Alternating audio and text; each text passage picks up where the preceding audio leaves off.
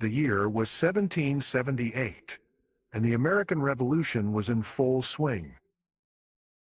George Washington, the leader of the Continental Army, had successfully pushed back the British forces and was now looking for new strategies to gain an advantage.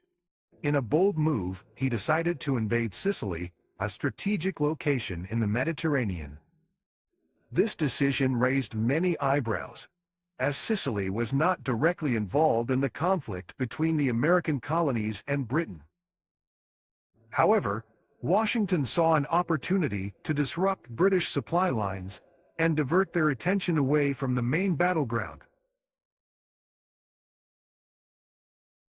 As Washington and his troops landed on the shores of Sicily, they were greeted with mixed reactions from the local population. Some welcomed them as liberators, hoping for relief from British oppression, while others viewed them with skepticism and fear. The invasion itself was relatively peaceful, with Washington making it clear that his primary objective was to disrupt British operations rather than harm the Sicilian people. Nonetheless, tensions ran high, and rumors spread about the intentions of the American forces. As the American troops moved inland, they encountered various challenges. The unfamiliar terrain, combined with the language barrier, made coordination difficult. Nevertheless, Washington's strategic acumen and the determination of his soldiers allowed them to navigate the Sicilian countryside. They disrupted British supply routes, seized key positions, and disrupted communication channels. The success of their mission surprised many, and the invasion soon became a topic of conversation in diplomatic circles across Europe. One of the unintended consequences of the George Washington invasion was the impact it had on the local Sicilian economy.